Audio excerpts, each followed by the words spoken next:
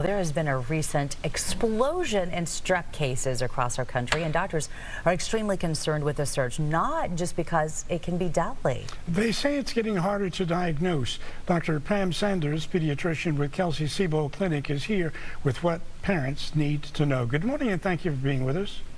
Good morning. Thank you. Okay, now the CDC has warned about strep earlier this month. Are a lot of children being diagnosed with it and we're just not hearing about it? Yes, we are seeing a lot of strep infections. I think the first thing to really recognize is that there are two very different categories of strep, group A strep infections. So the non-invasive ones are the strep throat and impetigo, which is just a superficial bacterial infection of the skin. These are very common and usually straightforward to treat with antibiotics, and complication rates are really low. The severe infections are the ones called the invasive group A strep infections. Those are the streptococcal toxic shock syndrome and necrotizing fasciitis, which is that flesh-eating bacteria. Those thankfully are rare, but can be very serious even. Well, let's talk about each of these. How do they spread? Is it in the same manner or are they different? So in both cases, spread is through both direct contact and also respiratory droplets. Therefore, everything that we've learned since the beginning of the pandemic about good hygiene and good hand washing is really important.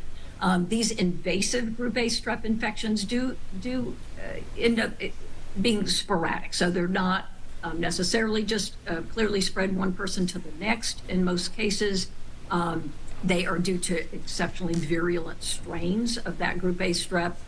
Again, not real common, but can certainly be serious.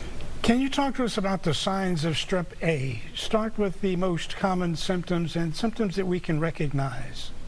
Yeah. So for the non-invasive ones, strep throat. So typically that person will have a bad sore throat, hurts to swallow, often red, pussy tonsils, frequently fever, sometimes some tender lymph nodes. Usually not so much in the way everybody knows. So if your child has those symptoms, it's important to go ahead and see the pediatrician, get a strep test and antibiotics if they're positive. Impetigo, crusty, pussy, oozy sores on the skin, that's typically treated pretty easily with topical antibiotic ointments, either prescription or over the counter. So parents definitely want to contact their pediatrician with concerns about any of those.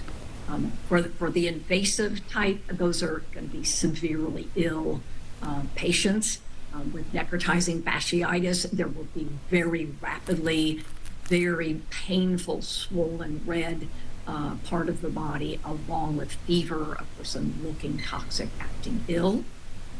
For the toxic shock syndrome, those folks are in shock, right? So seriously ill, high fever, muscle aches, vomiting, again, rapidly progressive. Those folks end up off to the ER. All right, Dr. Sanders, helpful information coming in from us through you from Kelsey-Seybold Clinic. Thank you for your time today. Thank you. It's a good awareness campaign for sure.